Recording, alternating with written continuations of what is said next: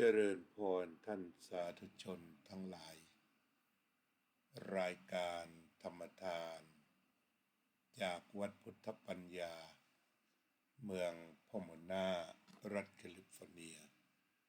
ประเทศสหรัฐอเมริกาวันที่19เมษายนพุทธศักราช2568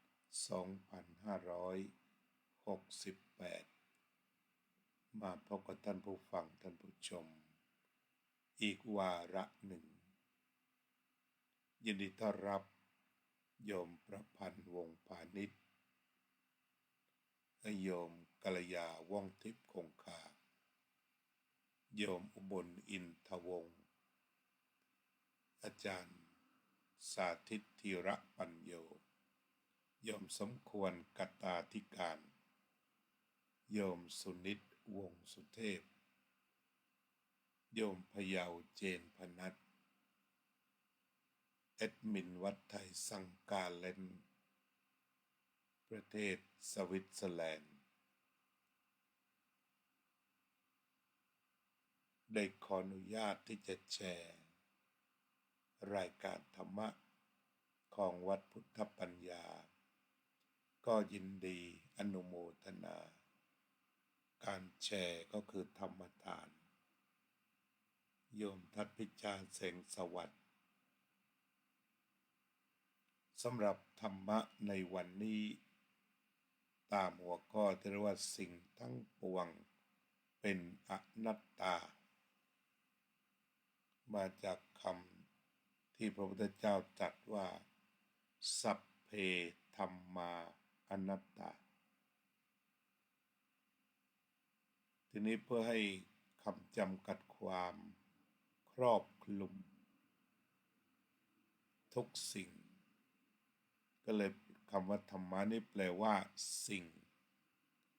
จะได้ครอบคลุมไม่มีเหลือ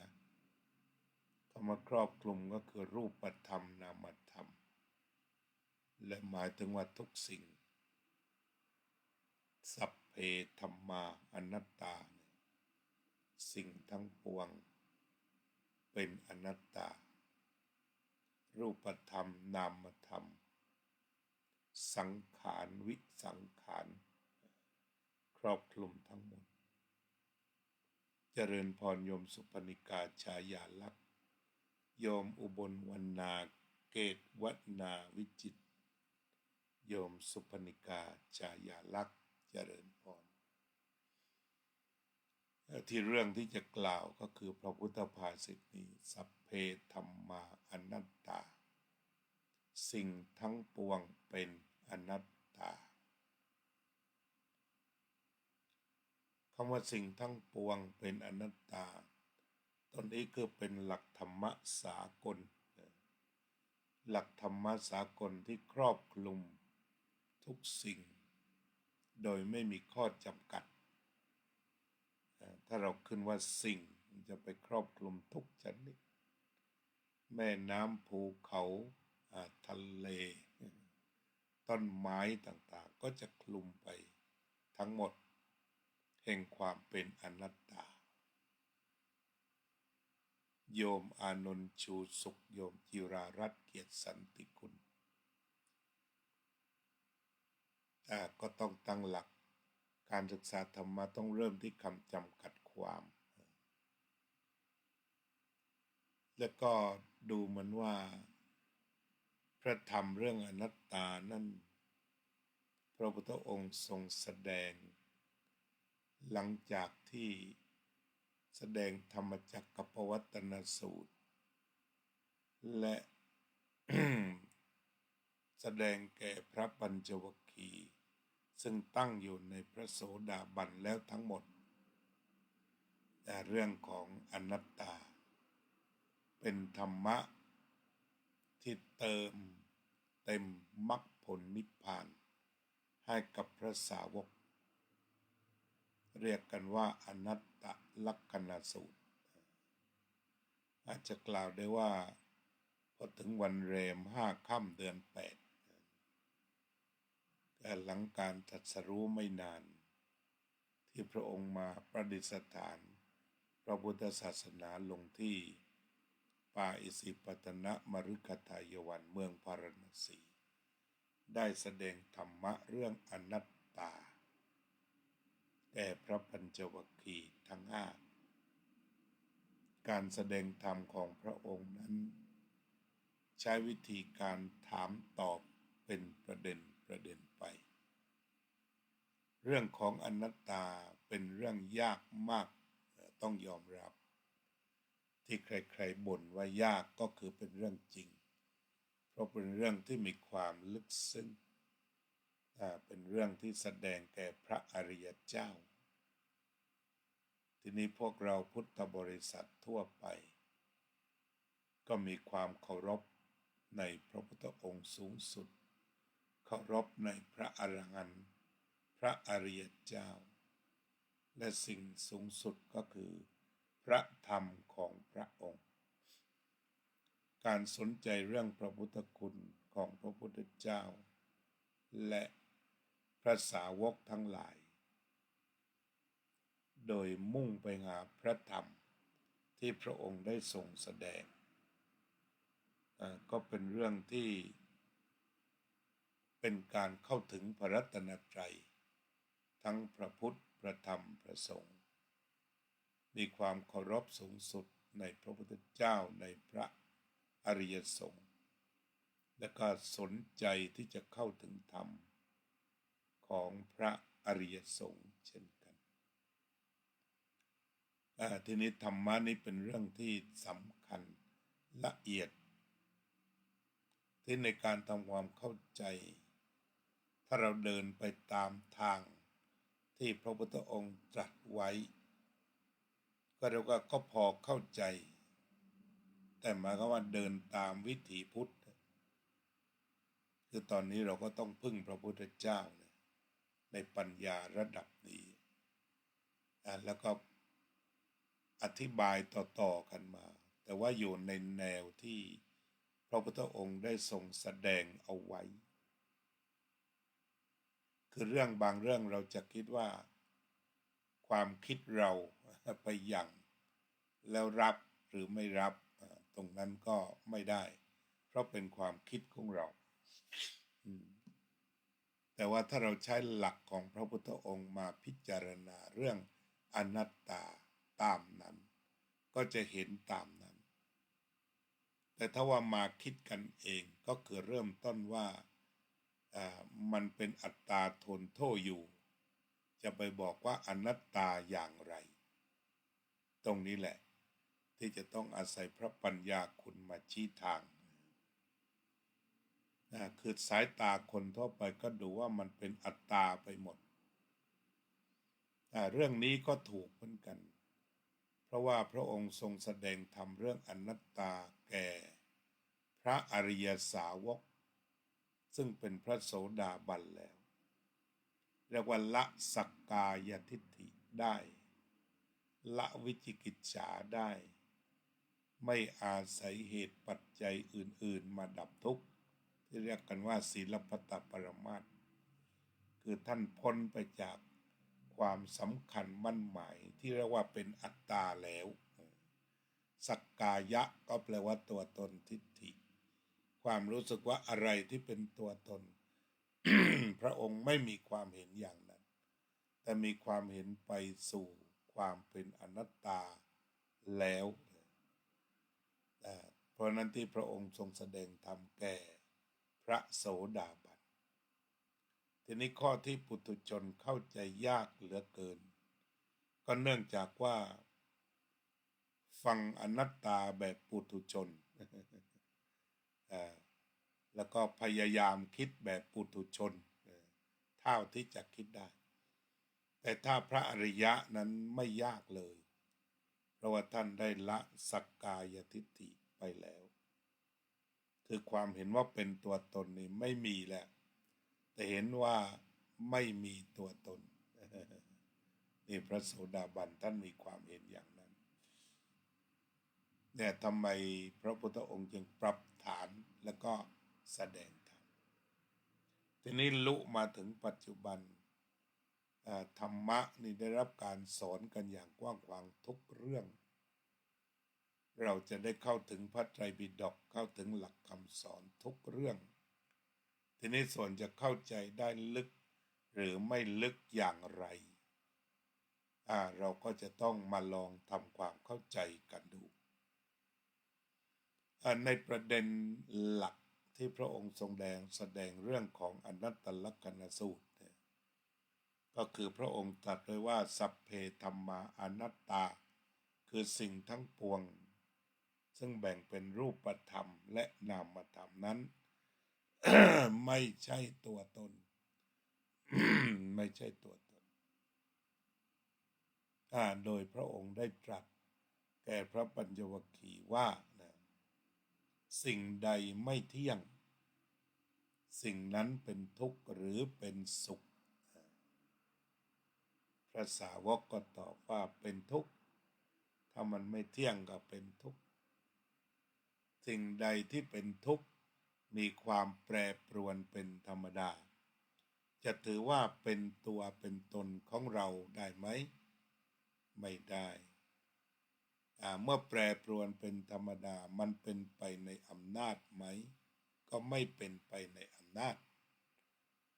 ฉะนั้นพระพุทธองค์ถามว่าควรหรือที่จะถือว่าเป็นเราเป็นของเราเป็นตัวเป็นตนของเราหรือเราเป็นสิ่งนั้นสิ่งนั้นเป็นเราพระปัญญวคีก็บอกว่ามิควรทีนี้ก็เนื่องมาจากว่าเมื่อพูดถึงอนัตตาก็มาทั้งชุดนั่นแหละอนิจจังทุกขังอนัตตาหนุนเนื่องเมื่อไม่เที่ยงแปรปรวนทนไม่ได้ร้ายตัวตนเมื่อไม่เที่ยงก็เป็นทุกข์ทีนี้จากตัวทุกข์เนี่ยก็แปลว่าต้องแปรปรวนไปเป็นอนัตตาทุกขะก็แปลว่าทนอยู่ในสภาวะเดิมไม่ได้แล้วก็ทุกข์ในใจลักษณ์ก็คือไม่ได้อยู่กับที่เลยสรรพสิ่งทั้งหลายไหลเรื่อยไปไม่เคยหยุดเป็นอนิจจังทุกขังอนัตตาไม่มีอะไรที่เคยหยุดนิ่งเลยตรงนี้เรียกว่าเป็นอนิจจังทุกขังอนัตตากระแสชีวิตก็เช่นกันไม่มีอะไรที่จะหยุดนิ่งเฉยได้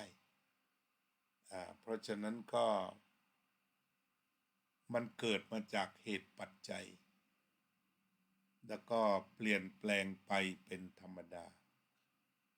คืออนัตตาก็มาจากความเปลี่ยนแปลงไปเป็นธรรมดาอันนี้เรียกว่าในฝ่ายสังขารทีนี้สัพเพธัมมาอนัตตานั้น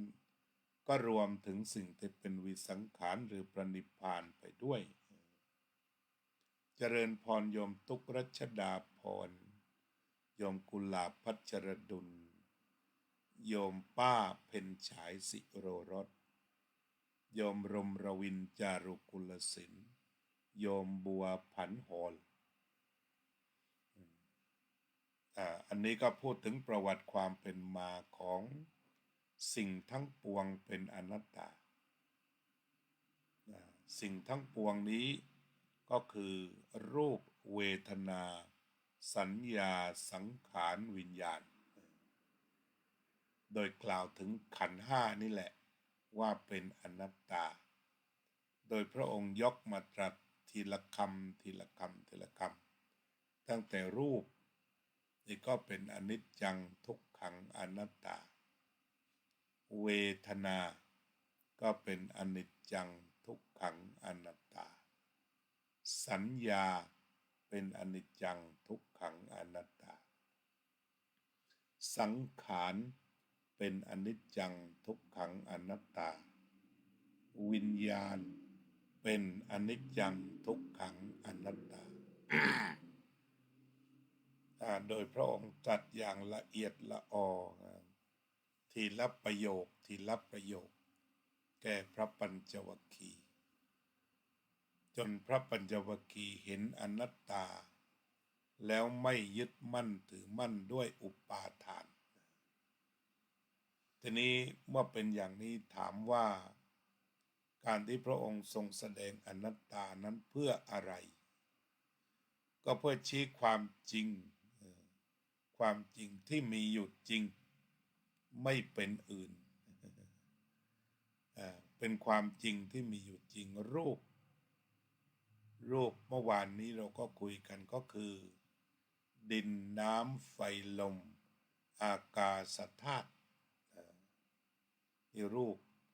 ส่วนเวทนาสัญญาสังขารวิญญาณส่วนนี้เป็นนามก็ล้วนไม่เที่ยงก็คือเปลี่ยนแปลงไปทนอยู่ไม่ได้แปรปรวนคำว่าทนอยู่ไม่ได้ตัวนี้แสดงถึงสภาพความแก่ความคร่ำคร่าความที่ไม่เหมือนเดิมทีนี้สภาวะอนิจจังทุกขังอนัตตาเป็นหนึ่งเดียวยกตัวอย่างเช่นชีวิตของแต่ละคนก็ได้ผ่านความเป็นอนิจจังทุกขังอนัตตาเรื่อยมาตั้งแต่ลงปฏิสนธิในครรภ์มารดาถ้าว่ามันไม่มีกฎอนิจจังทุกขังอนัตตาขับเคลื่อนสิ่งนี้การเกิดก็จะไม่มีก็เป็นเพียงหยดน้ำเล็กๆที่ท่านกล่าวไว้ว่าเหมือนกับนำน้ำมันในโถมาวางแล้วก็นำเอาขนจามจุรีคือสัตว์ที่ภูเขาหิมาลัยซึ่งมีขนละเอียดมาจุ่มในน้ำมันสะบัด7 ครั้งนั่นก็ต้นกำเนิดชีวิตเล็กน้อยมากและต่อจากนั้นก็อาศัยกฎอนิจจังทุกขังอนัตตาจนกระทั่งท่วน9 เดือนหรือ10 เดือนจากนั้นก็คลอดมาก็ตั้งต้นใหม่ก็อนิจจังทุกขังอนัตตาทำงานอย่างสอดคล้องฉะนั้นอวัยวะต่างๆที่ปรากฏขึ้นก็ปรากฏขึ้นจากเหตุปัจจัยที่ทำงานกันอย่างสอดคล้องในส่วนของรูปราบรื่นลื่นไหลอนิจจังทุกขังอนัตตาทีนี้คำว่าอนัตตาอนิจจังก็คือไม่เที่ยงเปลี่ยนง่ายๆเปลี่ยนแปลงทุกขังจากความเปลี่ยนแปลงก็ทำไปสู่ไม่ตั้งอยู่ในที่เดิมคือไม่ทนอยู่คือไม่เหมือนเดิม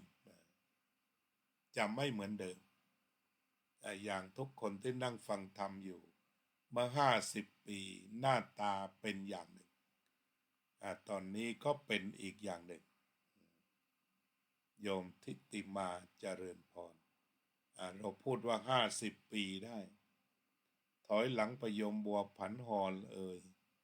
โยมสวนีโยมรมรวินโยมทิติมาถ้าถอยหลังไป50 ปีก็จะเป็นอีกอย่างหนึ่งแล้วก็กฎอนิจจังทุกขังอนัตตาเดินไม่หยุดไหลไม่หยุดก็ทุกวันนี้ก็เป็นโยมทิติมาทุกวันนี้ซึ่งถ้าถ่ายภาพเอาไว้ไปเทียบสมัย50 ปีก่อนมาอยู่สวิตเซอร์แลนด์ก็หน้าตาจะเป็นอีกอย่างหนึ่งนี่ก็คืออำนาจของอนิจจังทุกขังอนัตตาความไม่คงอยู่กับที่จึงร้ายตัวตนเพราะมันเปลี่ยนแปลงและไม่ทนอยู่พระพุทธองค์จึงตรัสว่าร้ายตัวตนอนัตตาทีนี้คำว่าร้ายตัวตนนั้นก็คือขอร้องไม่ได้ขอร้องว่าอย่าแก่เลยของอื่นร่วงได้ขอฟันไว้ได้ไหมเนี่ยแต่ว่าขอร้องไม่ได้แล้วก็พระพุทธองค์ตรัสชัดเจนว่าขอร้องว่าอย่าให้ป่วยก็ไม่ได้ขออย่าป่วยนะก็ไม่ได้ขอร้องไม่ได้ถ้าเหตุปัจจัยจะป่วยก็ป่วย เจริญพรโยมจิราสาโยมหวานวันนี้คณะผู้บริหารงานของวัดวชิระธรรมาภิรตารามมากันพร้อมทั้งคณะมาฟังธรรมะเรื่องอนัตตาทีนี้อนัตตาที่ว่าเนี่ยมันก็ไหลเรื่อยไปเพราะเป็นอนิจจังทุกขังทนอยู่ไม่ได้และร้ายตัวตนจุดที่ร้ายตัวตนก็คือบังคับบัญชาไม่ได้ขอร้องไม่ได้ควบคุมใดๆไม่ได้แต่เป็นไปตามเหตุปัจจัยและกฎของอนิจจังทุกขังอนัตตานี่แหละเพราะมันเป็นอนัตตานี่เองเลยที่ควบคุมไม่ได้ขอร้องไม่ได้ทีนี้เมื่อเป็นอย่างนี้ควบคุมไม่ได้ขอร้องไม่ได้เปลี่ยนไปเป็นธรรมดาเนี่ยพระพุทธองค์ก็ตรัสถาม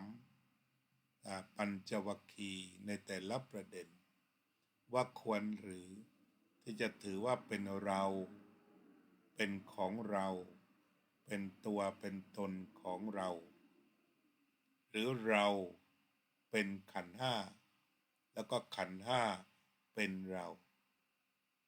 พระสาวกบอกไม่เป็นอะไรสักอย่างทีนี้เราก็ไม่ได้เป็นขันธ์ห้าขันธ์ห้าก็ไม่ได้เป็นเราขันธ์ห้าก็ไม่มีตัวตนตัวตนก็ไม่เป็นอยู่ในขันธ์ห้าอันนี้ตรงนี้ที่พระพุทธองค์ตรัสเนี่ยคือประเด็นสำคัญคือไม่เป็นไปตามอำนาจนั้นอันนี้ว่าตามพระพุทธพจน์ตามพระพุทธปัญญาซะก่อนทีนี้มันมาจากการหนุนเนื่อง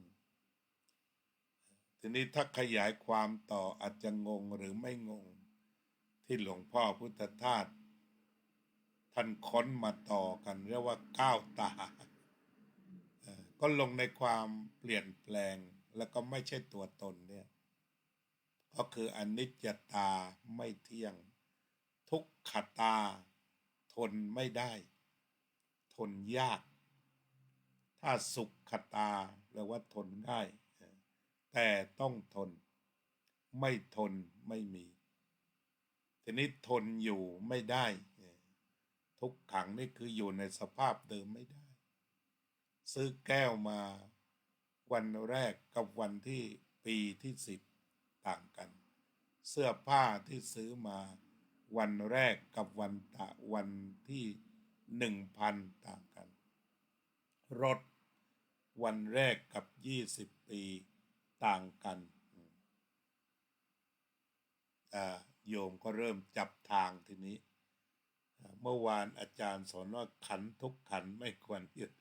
ยึดเมื่อไหร่ทุกเมื่อนั้นที่ยึดไม่ได้เพราะมันไหลไปขอยึดก็ยึดไม่อยู่เช่นเราขอร้องว่าขอให้เราอยู่แค่นี้ได้ไหมขอฟันอยู่ครบแล้วกันผมให้กันได้ฟันก็บอกก็ไม่ได้หรือบอกว่าผมมันสวยขอไม่งอกขอไว้อย่างเดียวฟันเฟินฟันปลอมได้แต่ผมต้องจริงก็ไม่ได้เรื่องจริงคือมันต้องหลุดทีนี้มันเป็นไปตามธรรมชาติถ้าไปยึดมันทุกขันธ์ทั้งนี้เพราะว่ามันเปลี่ยนคือมันไม่ได้เป็นไปตามปรารถนาไงนั้นพระพุทธเจ้าก็ตรัสไว้แล้วปรารถนาสิ่งใดไม่ได้สิ่งนั้นนั่นก็เป็นทุกข์ใช่ไหมฮะทำไมจึงไม่ควรหยุดเพราะไหลเพราะมันไหลไปอย่างแม่น้ำอย่างเนี้ยการปล่อยให้มันไหลไปเทียบได้กับปล่อยวางถูกต้องก็เนื่องจากมันไหลไป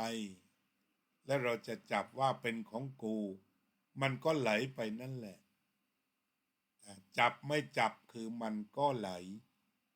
เหมือนโยมยืนดูสายน้ำสายน้ำนี้อยู่ในโฉนดที่ดินของโยมจะห้ามไหลห้ามไม่ได้ แม้ปิดเขื่อนบางวันเขื่อนก็ต้องพังอีกเอาเราก็กลับมาขันธ์ห้าของเรานี่แหละก็คือไหลไปรูปก็ไหลเวทนาก็ไหล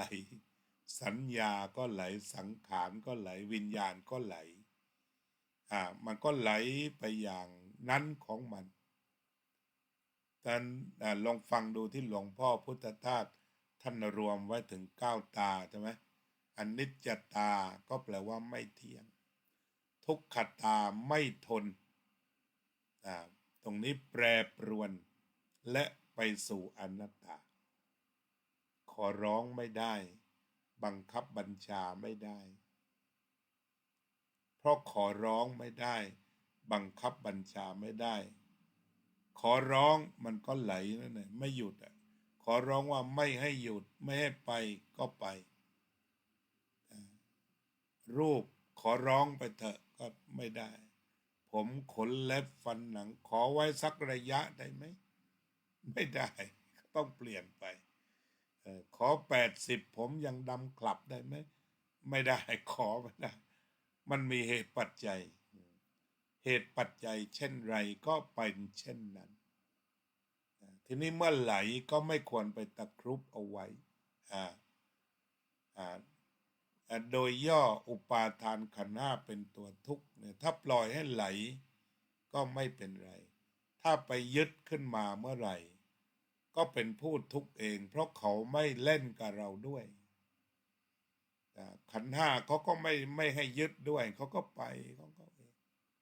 เหมือนเราจับลูกไก่ไว้มันหลุดก็ไปของมันเอง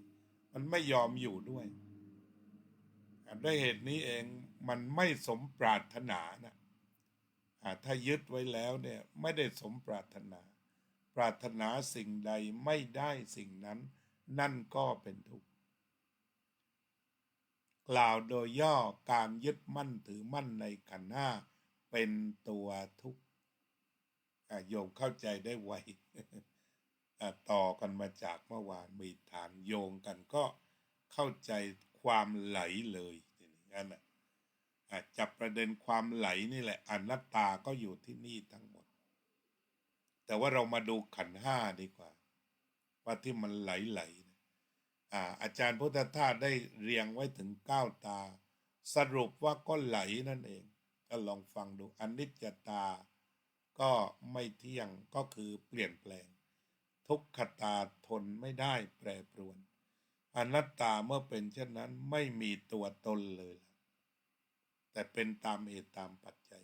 ธรรมะทิตัตตาความที่มันเป็นเช่นนั้นมันเป็นอย่างนั้นเลยเกิดมาก็อนิจจังทุกขังอนัตตาเนี่ยมันตั้งอยู่แบบนี้ลองย้อนไปดูพิสูจน์ไปดูที่พระพุทธเจ้าตรัสว่าตถาคตจะเกิดก็ตามไม่เกิดก็ตามธรรมะคืออนิจจังทุกขังอนัตตาก็คือมันก็เป็นเช่นนั้นของมันตลอดธรรมะทิตตาธรรมนิยามตาคือทุกสิ่งก็นิยามมาโดยธรรมเราลองดูว่ากำหนดคำว่านิยามนี่หมายถึงว่ากำหนดถูกกำหนดมาโดยธรรมเราชีวิตที่มันไหลไปนี้จะพักไม่ได้เลยเนี่ยธรรมนิยามคือพระธรรมกำหนดมาเรียบร้อยแล้วเมื่อถึงเวลานั้นเหตุปัจจัยหนุนเนื่องอย่างนั้นผลเป็นอย่างนั้นก็เรียกว่าธรรมนิยามแล้วก็ดูหน้าตาคนไม่เหมือนกันเลยสักคนในส่วนรูปเนี่ยไม่เหมือนกันหน้าตาจมูกปากคิ้วตาไม่เหมือนกันตัวทั้งตัวนี่ไม่เหมือนกันเพราะมันมีธรรมนิยามคือนิยามมาให้เช่นนั้นภายในปัจเหตุปัจจัยอย่างนั้น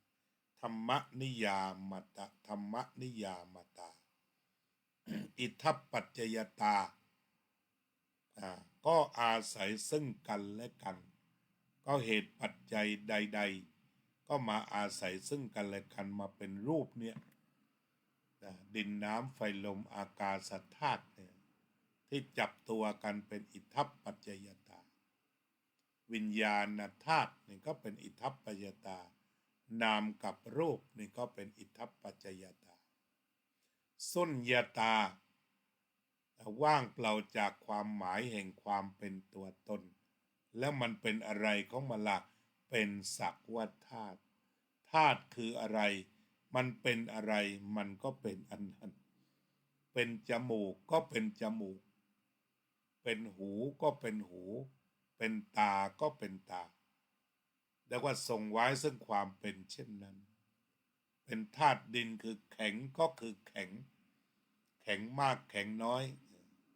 ธาตุน้ำเอิบอาบไหลก็เป็นเช่นนั้นกี่ร้อยปีไปก็เป็นเช่นนั้นเรียกว่าเป็นธาตุพวกนี้ธาตุทรงไว้ซึ่งความเป็นเช่นนั้นเปลี่ยนที่เปลี่ยนทางแต่ไม่เปลี่ยนสภาวะเรียกว่าเป็นธาตุธาตุมัตตโกสักว่าธาตุดินน้ำไฟลมธาตุช่องว่างมาพบกันชั่วคราวตรงนี้ก็แสดงความเป็นอนัตตาเป็นสุญญตาสุญญตาคือว่างจากตัวตนที่แท้อย่างใดอย่างหนึ่งแต่มันอยู่ได้เพราะมันผสมกันแล้วก็ temporary compound composition มันสะสมมันผสมกันชั่วคราวแล้วถึงเวลาก็จากไปได้กฎอนิจจังทุกขังอนัตตาเนี่ยสุญญตาสุญญตาตัทตาทัตตาตะทะนี่แปลว่าจริงสุดความจริงสุดจริงแบบนั้นก็ดังที่กล่าวมาแล้วเนี่ยไม่มีอะไรที่ไม่จริง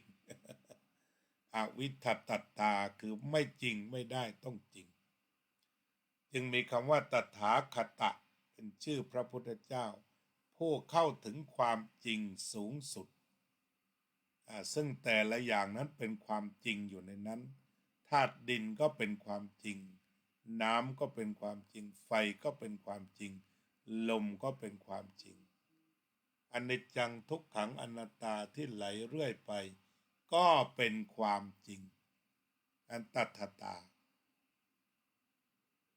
ต่อไปก็คืออตัมมยตาเนี่ยถ้าเคยฟังของหลวงพ่อพุทธาซึ่งแปลว่ากูไม่เอากับมึงโว้ยก็คือยังไงก็เอาไม่อยู่ดึงไว้ไม่ได้ขอร้องไม่ได้บังคับก็ไม่ได้เลยต้องอตัมมยตาก็คือปล่อยวางสูงสุด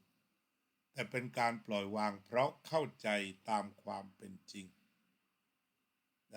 ว่าทุกอย่างนั้นเป็นอนิจจังทุกขังอนัตตาเกิดขึ้นในเบื้องต้นแปรปรวนในท่ามกลางและดับไปในที่สุดทีนี้เรื่องของอนัตตานี้ปัจจัยสำคัญโดยบทสรุปก็คือว่าหนึ่งสิ่งเหล่านั้นเกิดจากเหตุปัจจัยแล้วก็ดับไปเพราะเหตุปัจจัยพระพุทธเจ้าตรัสว่าเกิดแต่เหตุแล้วก็ดับไปเพราะเหตุมีเหตุเกิดและมีเหตุดับอันนั้นก็เป็นอนัตตานอกจากพระนิพพานเหตุดับสิ้นก็เป็นอนัตตาคือไม่มีเหตุอีกแล้วเหตุทั้งสิ้นดับหมดนี่ก็เป็นอนัตตาหรือที่ยังมีเหตุอยู่นี่ก็เป็นอนัตตาทีนี้ต่อไปที่สำคัญคือเกิดดับถ้าเกิดดับทีนี้การดูเกิดดับที่ชัดเจนอยู่ดูที่ไหนดูลมหายใจเลยอันนี้คือต้นแบบของดูรูปรูปมีความเกิดดับไปเป็นธรรมดารูปนี่แหละรูปตัวนี้เขาเรียกว่ามันไม่ได้เกิดลอยๆเรียกว่าสังขารก็คือมาจากดินน้ำไฟลมอากาศธาตุ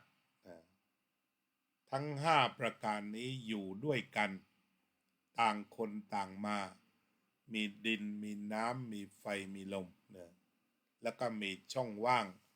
ให้กระบวนการดินน้ำไฟลมดำเนินไปได้ตรงนี้ก็เรียกว่า เป็นสังขารสังขาระก็แปลว่ามารวมกันเจริญพรยมจ้อยคงศิลป์คุณน้องปอเช่เจริญพรขัดสังขารตัวนี้คือมารวมกันมาจากดินน้ำไฟลมเราเรียกว่ารูปก็ได้ก็แปลว่าต้องแตกดับไปเป็นธรรมดาสังขารสังขารก็แปลว่ามารวมกันชั่วคราวธาตุดินธาตุน้ำธาตุไฟธาตุลมมารวมกันชั่วคราวทีนี้อะไรเป็นตัวรวมเป็นตัวดำเนินการอนิจจังทุกขังอนัตตาทั้งดินน้ำไฟลมนี่แหละตัวการที่จะทำให้ทุกอย่างดำเนินไปทั้งเกิดขึ้นตั้งอยู่ดับไปเรียกว่าด้วยกฎอนิจจังทุกขังอนัตตาทีนี้การดูการเกิดดับที่ไหนชัดที่สุดหายใจเข้าหายใจออกนี่ถือว่าเกิดแล้วดับแล้วทีนี้อะไรทำให้ชีวิตอยู่ต่อได้ท่านเรียกว่าสันตติหรือ continuum continuation ของธาตุสี่ที่ทำงานต่อเนี่ยหายใจเข้าหายใจออกอันนี้ถือว่าชีวิตจบไปครั้งหนึ่งนะตายปกปิดนะอันนี้แล้วก็ความต่อเนื่องมาอีกสันตติหายใจเข้าแล้วก็หายใจออกก็จบน้องปอเช่ถามว่าสบายดีไหมสบายดีครับสบายดีสุขภาพดียังดีลูกก็สบายดีนะครับอ่าฟังธรรมะต่อทีนี้ประเด็นการเกิดดับให้จับตรงนี้หายใจเข้าหายใจออกนี่คือเกิดดับจบแล้วจบไปหนึ่งชีวิตทีนี้ไม่จบก็คือหายใจเข้าได้อีกเหตุปัจจัยทำให้หายใจเข้าได้อีกหายใจออกได้อีกชีวิตจึงอยู่ได้ทีละขณะการมองชีวิตที่แท้ก็คือทีละขณะแห่งหายใจเข้าและหายใจออกทีนี้ถ้าหายใจเข้าและหายใจออกชีวิตยังสดแล้วก็ทุกครั้งก็ชื่นใจขอบคุณมากลูกขอบคุณมากมาดูรายการทุกวันทักคิดถึงทีนี้มาจับตัวที่ว่าเกิดดับนี่แหละนะก็คือมาจับตรงนี้หายใจเข้าหายใจออกนี่ก็คือเกิดดับแล้วต่อไปอีกเรียกว่าสันตติ continuum หรือ continuation ทำให้ชีวิตอยู่ได้หายใจเข้าและหายใจออกเกิดแล้วดับไปสังขารทั้งหลายเกิดแล้วดับไปเกิดแล้วดับไปอนิจจาวัตสังขาราอุปาทวยธรรมิโนอุปัชชิตวานิรุชชันติสังขารเกิดขึ้นแล้วดับไปเป็นธรรมดาเป็นธรรมดาอุปาทวยธรรมิโนคือเกิดแล้วดับไปนี่เกิดแล้วดับไปลมหายใจเกิดแล้วดับไปทีนี้มาดูว่าถ้าหายใจเข้าแล้วไม่หายใจออกอีกตรงนี้ก็ถือว่าเราเรียกกันว่าตายใช่ไหมคือชีวิตจบแล้วจบชีวิตคือจบความสดพอ3 วันก็เน่าอืดแต่ถ้ายังมีลมหายใจชีวิตก็มีต่อไปแต่ไม่ได้รวดเดียวมีเกิดแล้วก็มีดับถ้ายังหายใจเข้า และหายใจออกชีวิตยังอยู่ความสดยังอยู่ความชื่นยังอยู่แต่ถ้าว่าหายใจเข้าแล้วไม่หายใจออกตายหายใจออกแต่ไม่หายใจเข้าตายหรือไม่หายใจทั้งเข้าและออกก็แปลว่าชีวิตจบสิ้นแต่การไหลของชีวิตยังไม่จบก็จะต้องไหลจนหมดดินสู่ดินน้ำสู่น้ำไฟสู่ไฟลมสู่ลมก็จะกระจายตัวคืนสู่ธรรมชาติตรงนี้เราก็เรียกว่าเป็นอนัตตาไม่มีอะไรเหลือที่เป็นตัวตนคืนสู่ธรรมชาติเกิดแล้วดับไปอันนี้ให้เห็นชัดเจนแต่ว่าให้มาจับที่ลมหายใจหรืออาจจะพิจารณาเกิดดับวันนี้รับประทานอาหารแต่พรุ่งนี้ไม่เกิน2 วันก็กลายเป็นอุจจาระเราไม่สามารถจะขอร้องว่าขอธาตุดินน้ำไฟลมจงอยู่อย่างนั้นไม่เปลี่ยนบอกไม่ได้ฉันได้ทราบว่าเขาดื่มไวน์กันขวดละ$10,000ก็มีเนี่ยอย่างกรณีจะดื่มไวน์เนี่ยขวดละ$10,000ราคาตกหยดหนึ่งก็หลายตังค์เหมือนกันที่เราก็ขอร้องว่าไวน์ที่ดื่มนะอยู่นานๆหน่อยนะเพราะแพงหยดหนึ่งหลายพันลองไปคำนวณดูขวดละ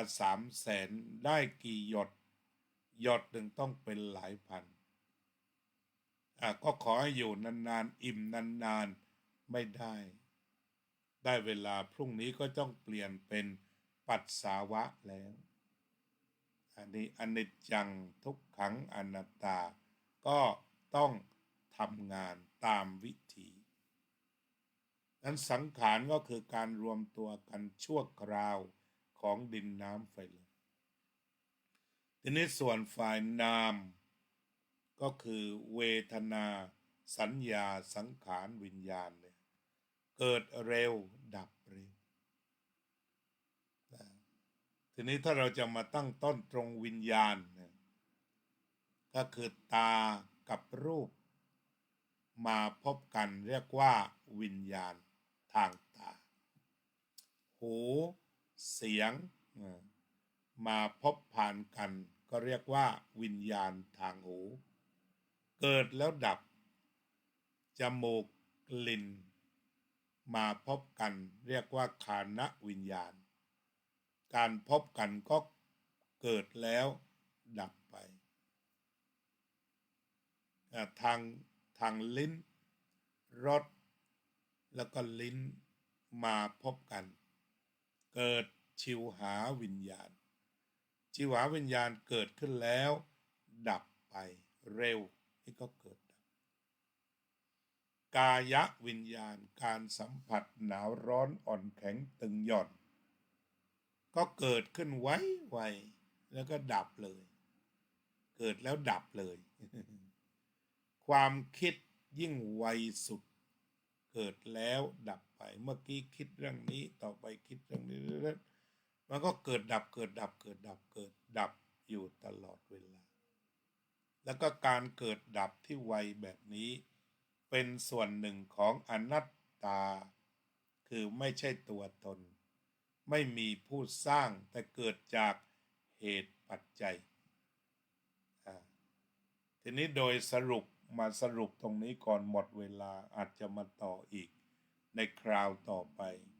ฉะนั้นท่านที่ฟังไว้แล้วยังไม่ชัดทิ้งปัญหาไว้ให้ทีนี้ฝ่ายรูป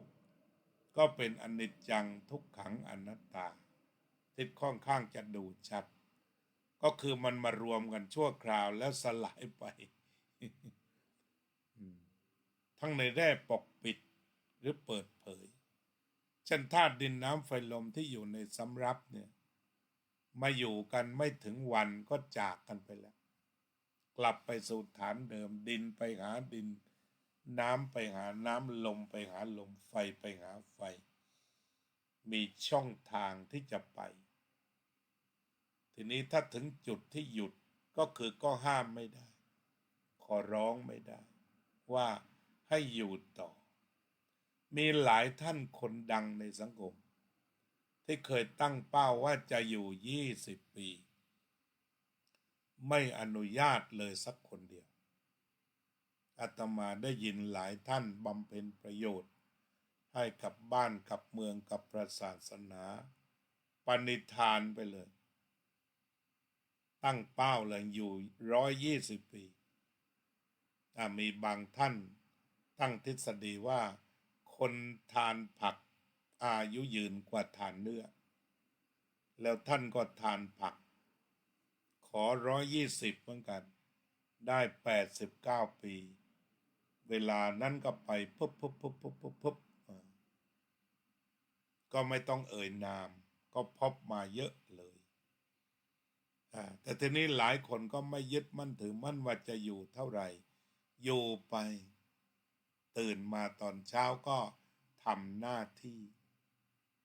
และหลังจากนั้นก็หลับตาลงนอนถ้าตื่นอีกก็ทำหน้าที่อีกหายใจกันต่อไปรับประทานอาหารกันต่อไปยืนเดินนั่งต่อไปอันนั้นถ้าไม่ยึดก็อยู่ไปเท่าไหร่ก็ได้ตายตอนไหนก็ได้แต่เห็นว่าหลายคนที่ขอร้องย่อย120นี่ไม่เหลือบางคนไปได้ถึง106 ปีก็ไม่ผ่านอีกไม่ถึง120ตัวนี้คือตัวอย่างของอนัตตาไม่สามารถที่จะขอร้องหรือห้ามปรามใดๆให้จับประเด็นอนัตตาตรงนี้แล้วก็อนัตตานั้นเกิดไวดับไวเห็นเกิดแล้วดับแล้วได้ยินเกิดแล้วก็ดับไวดมกลิ่นเกิดแล้วก็ดับการรู้รสอร่อยไม่อร่อยหวานมันเค็มเกิดดับแล้วก็สัมผัสกับผิวหนังหนาวร้อนอ่อนแข็งตึงหย่อนก็เกิดไวดับไวนี่ก็คือสภาวะอันหนึ่งที่เรียกว่าเป็นอนัตตาคุณไพจิตบอกว่าอยู่ตื่นขึ้นมาตอนเช้าถือว่ากำไรละครับนั่นอยู่แบบนั้นไม่ต้องยึดเนี่ยอยู่ไปแบบนั้นทำหน้าที่ไม่ต้องยึดหน้าที่สำคัญคือหายใจถ้ายังมีเหตุปัจจัยไม่ต้องใช้เครื่องยังไปโล่งๆได้อากาศธาตุในส่วนนี้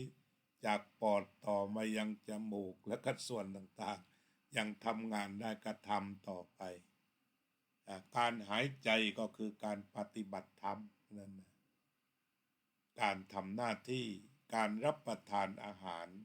นี่ก็คือการปฏิบัติธรรมให้สอดคล้องกันก็เป็นว่าตามสมควรเนาะอธิบายรายละเอียดถ้ายังไม่จุใจมีข้ออะไรที่ยังไม่โล่งไม่โปร่งเรื่องนี้เขียนมาได้เรื่อยๆนะทุกคนนะท่านผู้ฟังก็คือมาช่วยอาตมาให้ขบคิดต่อหาคำอธิบายเรียกว่าเรามาเดินตามรอยพระอรหันต์เดินตามรอยพระพุทธเจ้าเดินตามรอยพระอริยะในฐานะผู้ฟังสาวกะเราก็จะมาดูอนิจจังทุกขังอนัตตาเกิดดับที่ลมหายใจเราลองมาดูกันเดี๋ยวนี้อนิจจังทุกขังอนัตตามีอยู่ทุกลมหายใจ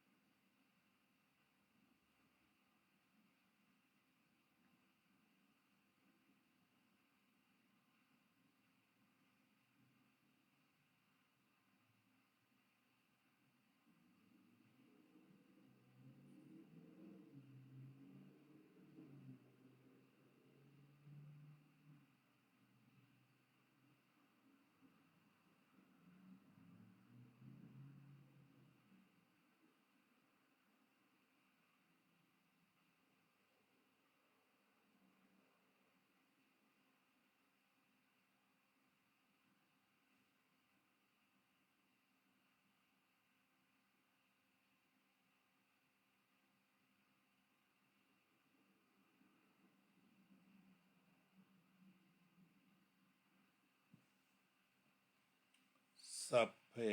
สัตตาสัตว์ทั้งหลายที่เป็นเพื่อนทุกข์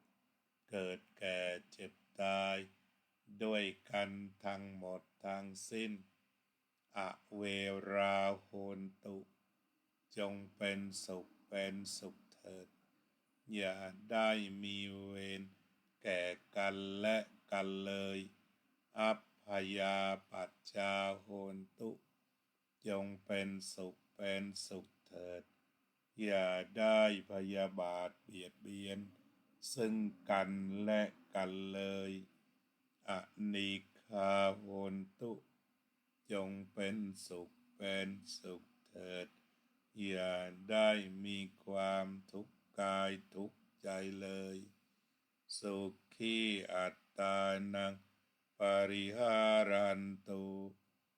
จงมีความสุขกายสุขใจรักษาตน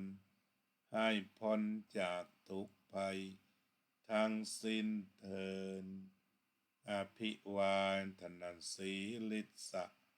นิจจังวุธาปจายโนจัตตารโอธรรมาวัฏันติอายุวันโนสุขังภะลังเจริญพรโยมพลเทพแย้มมีสีสบายกันดีนะโยมสุพนิกาฉายาลักษ์ร่วมภาวนาโยมทัตพิจาแสงสวัสดิ์ร่วมภาวนาโยมทิติมาร่วมภาวนาวัดไทยสังกาเลนท่านแอดมินถ้ามีสิ่งใดเพิ่มเติมฝากไว้เราคุยกันนานๆในเรื่องนี้เรื่องอนัตตาคุยกันทุกวันก็ได้ เพราะตัวแก่นทำคุยทุกวันให้เข้าให้สนิทอยู่กับชีวิตจิตใจให้เห็นอนัตตาทุกลมหายใจโยมกัลยาว่องทิพย์คงคาโยมอุบลที่ช่วยกันภาวนาเพื่อเห็นอนัตตาโยมศิวิไลโยมสมควรกตาธิการโยมเตือนใจฤทธนาคา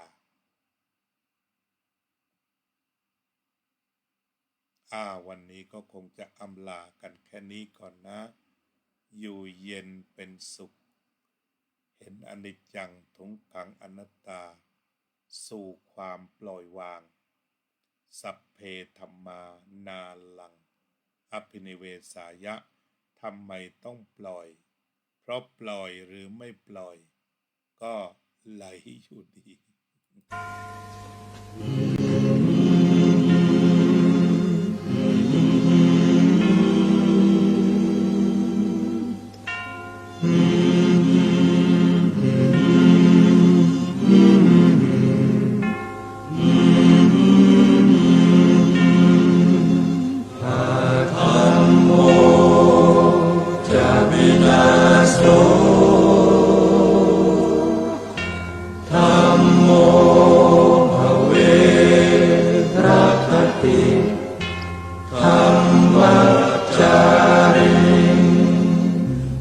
พุทธองค์ท่านทรงตรัสรู้เป็นสัพพัญญูตรัสสอนความจริงว่าธรรมะย่อมชนะทุกสิ่งเป็นที่พึงพิงแก่ผู้ประพฤติชอบธรรมธัมโมจะวินาโสธัมโมภเวรัคติธัมมัจจาริอำนาจใด ก็ตามย่อมถึงความพินาศถ้าขาดธรรมะประจำไม่มีใครอยู่ข้ามฟ้าเราต่างเกิดมาใช้กันจงอยู่ในศีลในธรรมคิดทำแต่กรรมที่ดีอาธัมโมจะวินาศโสธัมโมภเวรัคติธัมมัจจาริธรรมส่องสว่างสู่ทางสุขสี